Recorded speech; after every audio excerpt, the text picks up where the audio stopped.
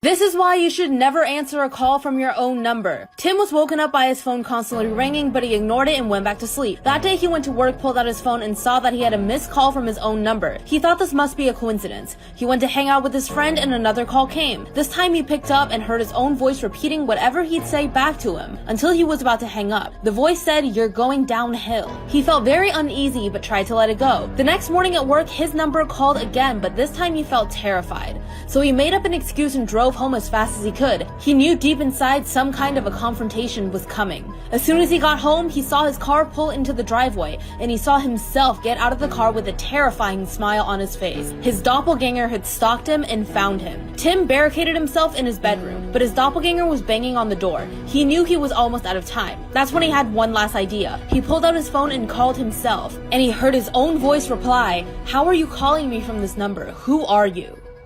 How far would you go to make a wish come true? For one boy, his wish would cause him to do the unthinkable. At first, this boy had a normal life. He lived with his parents in a small town, and every time he lost a tooth, his parents would tell him about the tooth fairy. They said that he could bury his tooth and make a wish, and that wish would come true. Until one day, a tragedy that would change his life forever happened. His parents were in a car crash, and he was the only one who made it out. By this time, he had no more teeth left to give to the tooth fairy. So this boy went into his father's tool shed, took a hammer, and knocked out all of his teeth one by one. He was sent to a mental hospital after that, but after a few years was released. It seems like everyone in town forgotten about the tragedy of his family until a series of home invasions were reported. Nothing was ever taken in these home invasions except the parents would find their children in their beds crying with their teeth knocked out. When they found this pattern, the police went to the boy's home and found it abandoned. But in the backyard, they found over 1,000 small teeth buried. It's rumored that this man is still out there somewhere looking for his next victim. This is why you should never deliver a letter in person. Once a woman was living in Berlin after World War II. Supplies were tight, money was short, and everyone was hungry. But one day the woman was walking through a crowd when she accidentally bumped into a blind man. They started to talk. The man eventually asked her for a favor, to deliver a letter for him to an address written on the envelope. She agreed. She was about to go deliver this letter when she turned around and saw the blind man running away without his cane. She felt suspicious of this behavior, so she went to the police. The police then decided to visit the address written on the envelope to see if they could find anything. Then they made a shocking discovery. They ended up arresting 3 butchers who had been harvesting human flesh and selling it to the starving people.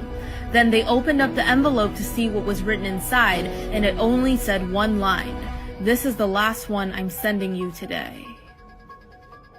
This story is the reason why I'll never live alone. Once there was an elderly woman who lived alone in a cabin in the mountains. She lived a quiet life and rarely had visitors. Her husband had passed away recently, so her only companion was her beloved dog. Every night when the woman went to bed, the dog would lick her hand as a way to let her know that he was always there to protect her.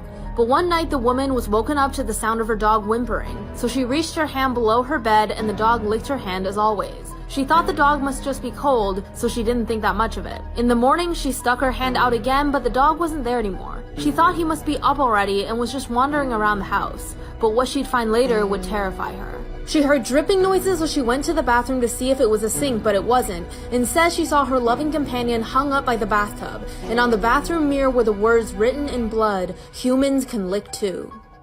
Do you know someone who idolizes a famous person a little bit too much? For Sophie, her obsession with her favorite celebrity led to something truly terrifying.